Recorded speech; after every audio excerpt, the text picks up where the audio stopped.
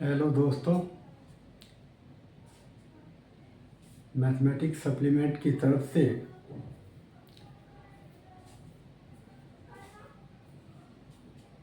सभी छात्रों को नमस्कार। आज मैं क्लास स्टार्ट करने से पहले कुछ चीज़ों को समझाना चाहता हूँ। आप लोग मेरी बात को गौर से सुनें। सर्वप्रथम मैं ये कहना चाहता हूँ कि आप लोगों के सिलेबस में बहुत सारे चैप्टर्स हैं और आप लोग जानते हैं कि अगर 2 क्वेश्चन भी आप लोगों को समझाया जाए तो वो मेरे ख्याल में 40 to 45 मिनट्स टाइम कवर करेगा। और अगर 2 क्वेश्चन ना करवाया जाए तो आप लोगों का सिलेबस कवर नहीं होगा। इसलिए मैंने सोचा है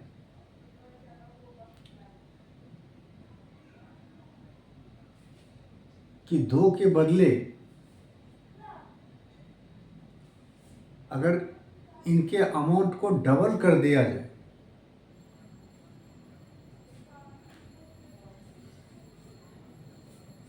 तो ये जल्दी से जल्दी आपका सिलेबस कवर होगा।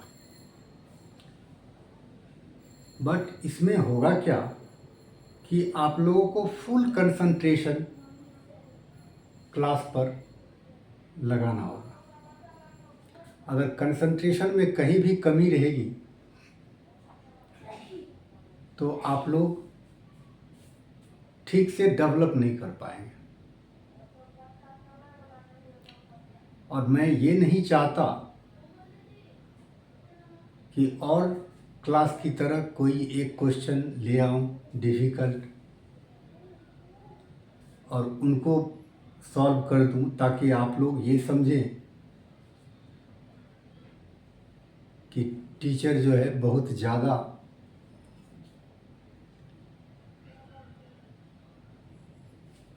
जो है जानकारी रखते हैं, इस तरीके की उपाधि मिले। मैं ये नहीं चाहता। मेरी बस एक ही इच्छा है कि ज़्यादा से ज़्यादा बच्चे को मैं अच्छी तरीके से प्रिपेयर कर सकूं। और ऐसा करने के लिए मुझे बेसिक से उठाना चाहिए, लेकिन इतना वक्त नहीं है। इसलिए मैं क्लास मेंशन कर रहा हूँ बोर्ड पर कि किस क्लास के बच्चे को हमें गाइड करना है। और लगभग उसी के स्टैंडर्ड से या उससे बिलो स्टैंडर्ड से उठाने का प्रयास करते हैं ताकि आप लोगों के समझ में आ जाए। तो ज़्यादा समय नहीं आप लोगों का हम लेते हुए मैं एक्सरसाइज स्टार्ट करना चाहूँगा। जो 5.2 मैंने स्टार्ट किया था उसको आगे बढ़ाने का प्रयास करता हूँ। लेकिन एक चीज़ का ध्यान रखिएगा कि अगर 1 to ऑल क्वेश्चन हम करवाने लगे बोर्ड पर तो ये काफ़ी समय इसमें लगेगा। और काफ़ी समय लगेगा उससे क्या होगा कि ऐसा भी हो सकता है कि एक ही चैप्टर करने में आपका 15 दिन या 20 दिन या महीना आपका गुजर जाए। और अगर ये कंडीशन रहा तो आप लोगों का सिलेबस ठीक से नहीं हो पाएगा। इसलिए आप लोगों को क्या करना है, मैं जो सब क्वेश्चन आप लोगों के लिए छोड़ता जाऊंगा, मीन्स सिमिलर टाइप के क्वेश्चन जो होंगे उसको मैं छोड़ूंगा। जो क्वेश्चन मैं करवाया उस टाइप का जो भी क्वेश्चन आ रहा है उस क्वेश्चन को छोड़ के आगे हम बढ़ेंगे। और उस क्वेश्चन को आप लोग घर पे अटेम्प्ट कीजिए। फिर भी अगर दिक्कत होती है तो आप लोग कमेंट्स में मेंशन कीजिए। ज़्यादा मेंशन करने की ज़रूरत नहीं है। एक्सरसाइज और क्वेश्चन नंबर मेंशन कर दीजिए, उसको मैं दोबारा या नेक्स्ट क्लास में कवर करने की कोशिश करूँगा। तो चलिए स्टार्ट करते हैं एक्सरसाइज। और एक्सरसाइज में भी मैं किसी क्वेश्चन को लिखूंगा नहीं। टीचर क्या करते हैं, बोर्ड पे यूट्यूब में क्लास देने वाले बोर्ड पे क्वेश्चन को लिख देते हैं और बार बार उसको क्वेश्चन को फोकस करवाते हैं। उस सब में भी टाइम ज़्यादा वेस्ट होता है। हम उम्मीद करते हैं कि सभी बच्चों के पास बुक्स होंगे ही। एक्सरसाइज में मेंशन कर ही रहा हूँ, क्वेश्चन नंबर में मेंशन कर ही रहा हूँ। आप लोग बुक खुद भी देख करके क्वेश्चन पढ़ के आंसर को अंडरस्टैंड कर सकते हैं। बाकी मैं तो क्वेश्चन पढ़ूंगा ही और समझाऊंगा ही, उस पर आप लोगों का फोकस ज़्यादा रहना चाहिए। तो चलिए स्टार्ट करते हैं। मैंने 5th क्वेश्चन तक करवाया था। नेक्स्ट क्वेश्चन है एक्सरसाइज 5.2 का क्वेश्चन नंबर 6।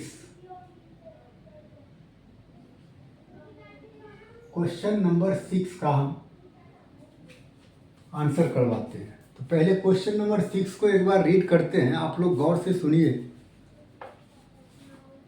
क्वेश्चन है, check whether -150 is a term of the AP 11, 8, 5, 2 so on. हमें पूछ रहा है कि एक AP गिवन जो है, एक AP आपको दिया हुआ है। अब आंसर स्टार्ट करते हैं। 11, 8, 5, 2। अब देखिए, हमें पूछा जा रहा है कि -150 गौर कीजिएगा, ये इस AP का कोई मेंबर होगा या नहीं। मीन्स 150 इस AP में लाई करेगा या नहीं। फिर से अगर रिपीट करूं तो check whether -150 is a term of the AP given 11, 8, 5, 2 and so on. तो हमें पूछ रहा है कि -150 इस AP का टर्म है कि नहीं।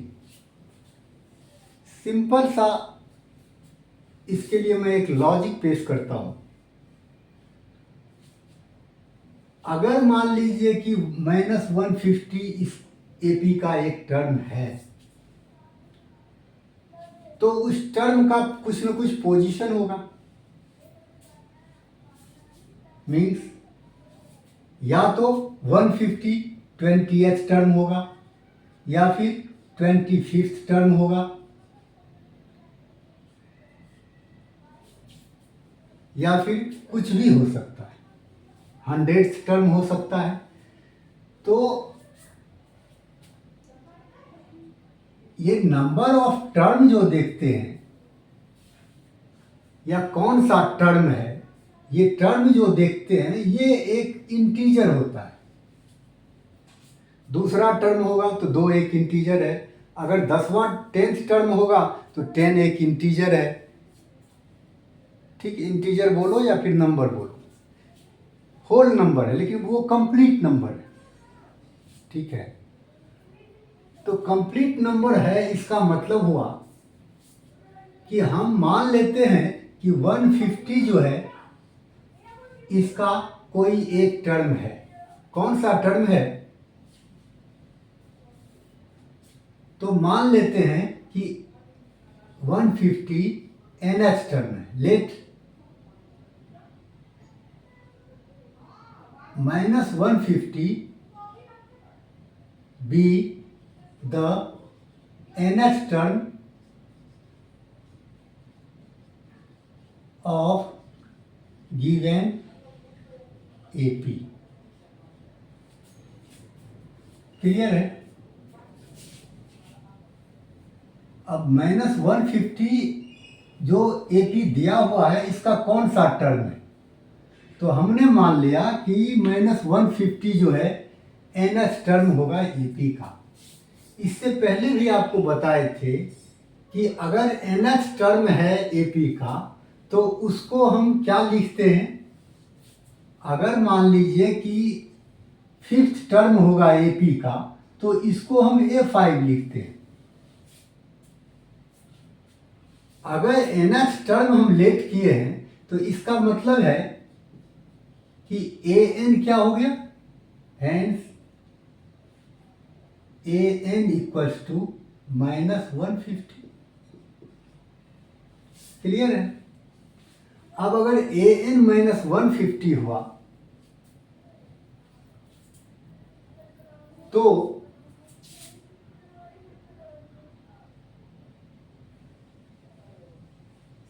an का फॉर्मूला होता है a plus n minus 1 into D 150। अब सिंपल सी बात है कि अगर a और d की वैल्यू यहां पुट कर दी जाए तो वैल्यू किसका निकलेगा? थर्ड वेरिएबल एक ही है n की वैल्यू निकलेगा। अगर n की वैल्यू एक इंटीजर आ जाए या नंबर आ जाए, होल नंबर आ जाए, तब तो हम समझेंगे कि -150 जो है वो इसका मेंबर है। अगर ये होल नंबर नहीं आएगा, जैसे सपोज कीजिए कि n की वैल्यू आ गया 65/2, तो अब ये बताइए 65/2 ये टर्म पॉसिबल है? ये टर्म ही पॉसिबल नहीं। अगर 65th टर्म हो तो समझ में आता है कि 65th टर्म है, लेकिन 65/2 कोई टर्म नहीं हो सकता है, कंप्लीट टर्म नहीं हो सकता है। या 5/3 आ जाए n की वैल्यू तो ये कोई कंप्लीट टर्म नहीं हो सकता है। या फिर अगर रूट में आ जाए कोई आंसर तो ये भी कोई टर्म नहीं हो सकता है। हमको चाहिए कि होल नंबर में आना चाहिए। जैसे ये फर्स्ट है, ये सेकेंड टर्म है, ये थर्ड टर्म है, ये फोर्थ टर्म है। ऐसे अगर इसमें इस एपी में कोई लाई करेगा तो वो क्या होगा? एक होल नंबर होगा, होल नंबर में आएगा। तो हम देखते हैं कि n की वैल्यू एक होल नंबर आती है या फिर रेशनल आती है या इरेशनल आती है, किस टाइप की आती है। अब a और d की वैल्यू आप इस AP से निकाल सकते हैं। यही आप इंप्लाई डाल करके a इक्वल्स टू 11 लिख देंगे एंड d इक्वल्स टू हो जाएगा 8 माइनस 11। सेकेंड टर्म में से फर्स्ट टर्म को माइनस कीजिएगा, -3। तो a की वैल्यू 11 रख दीजिए और d की वैल्यू -3 रख दीजिए।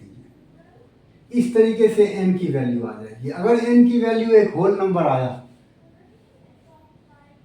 तब तो इसका आंसर यस हो जाएगा। चेक करना है हमको यस या नो। अगर होल नंबर नहीं आया तो no.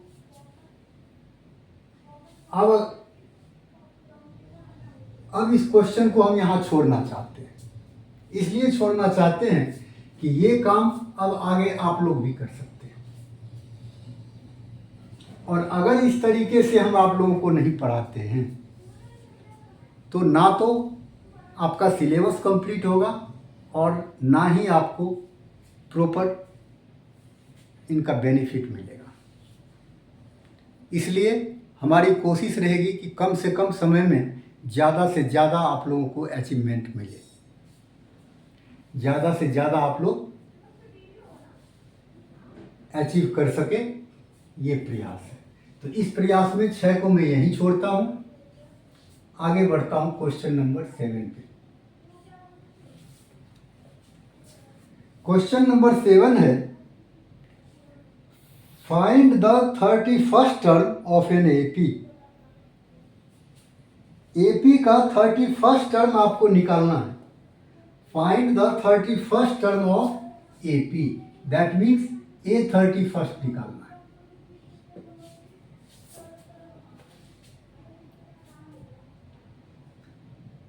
Whose 11th term is 38।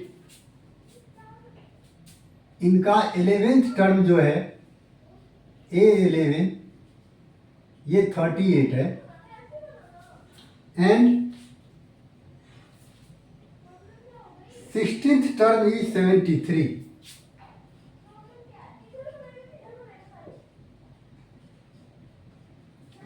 ये भी आपका इजी क्वेश्चन है। एक एपी है जिसका 11th टर्म 38 है और 16th टर्म 73 है। इस एपी का 31st टर्म निकालना है। इस टाइप के क्वेश्चन पहले करवा चुका हूं। अब जब स्टार्ट करेंगे तो 9 A11 इक्वल्स टू 38, और ये करने से पहले हमको लेट करना पड़ेगा कि let A be the first term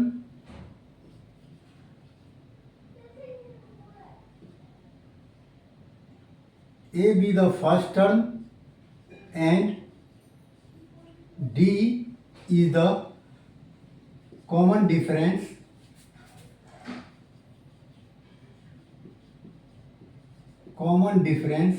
of given AP।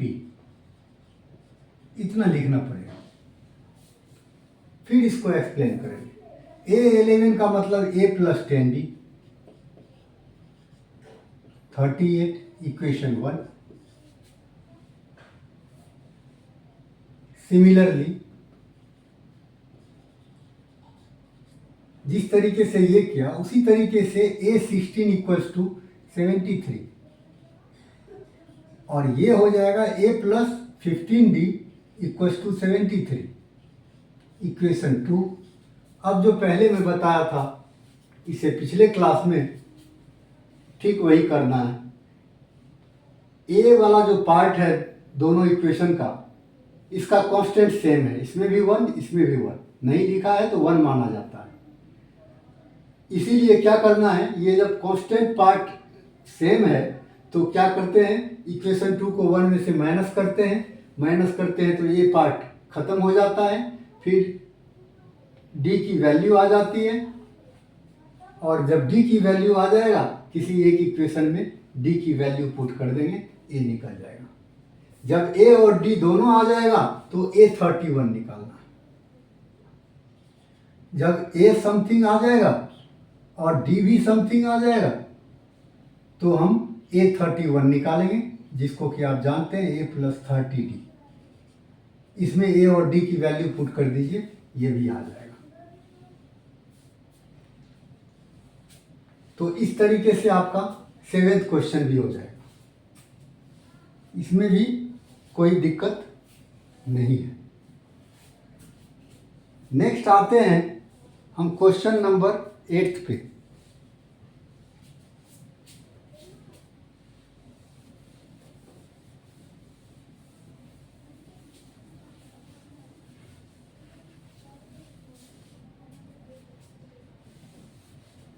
अब अगर 8th को देखें तो 8th में है an A P consists of 50 terms. एक एपी में 50 टर्म्स हैं। सिंपल, इसको समझना आसान है।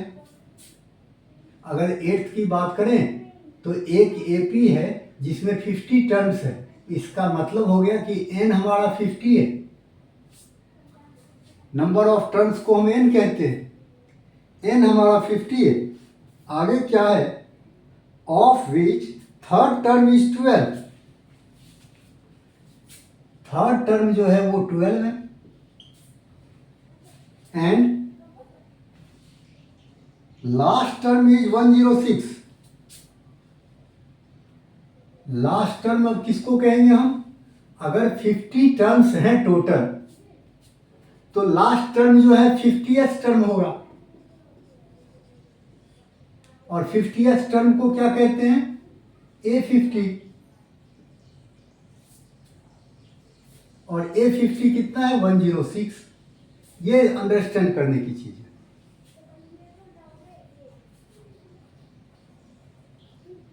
बता रहा है कि एपी जो है 50 टर्म्स से बने हुए हैं।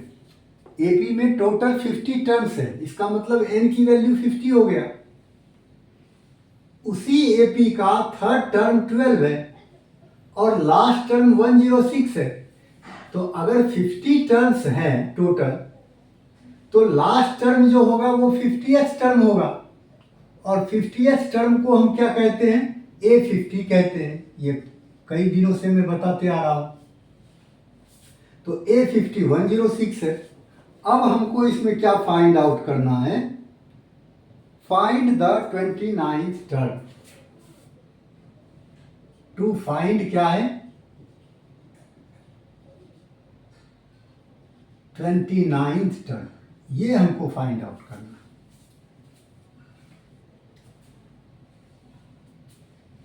अब आपको भी लगता होगा कि ये भी क्वेश्चन बहुत इजी है, क्योंकि स्टार्ट कीजिए 9, A3 है 12। सबसे पहले A29 पता करना है। A29 का मतलब हो गया A + 28D। अगर A और D की वैल्यू पता चल जाए तो A29 हमको पता चल जाएगा। और अब A और D पता कैसे करेंगे? तो A और D इससे पता होगा। A3 = 12, इसका मतलब हो गया A + 2D। A + 2D = 12, equation 1। And A50 106, इसका मतलब हो गया A + 49D = 106, इक्वेशन 2। दोनों इक्वेशन को जब आप सॉल्व करेंगे तो A और D की वैल्यू आ जाएगा, वही एलिमिनेशन मेथड से।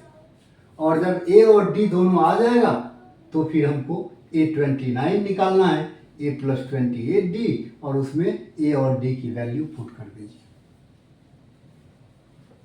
है ना इजी क्वेश्चन? बट केवल समझने की बात है। और दूसरी बात, मैंने पहले भी रिपीट किया था कि जो क्वेश्चन में गिवन है उसी को यूज करना है। और अगर उसको आप प्रॉपर यूज कर लेते हैं तो आंसर आपका कभी मिसमैच हो ही नहीं सकता। इसलिए अपने आप में कॉन्फिडेंस ग्रो करने के लिए ज़रूरी है कि आप लोग ज़्यादा से ज़्यादा क्वेश्चन पर अटेम्प्ट करें, प्रैक्टिस करें। और कोऑपरेट करने के लिए आपके साथ हम हैं। And I also request to all of you, be with us, you will achieve your goal. Thanks to all.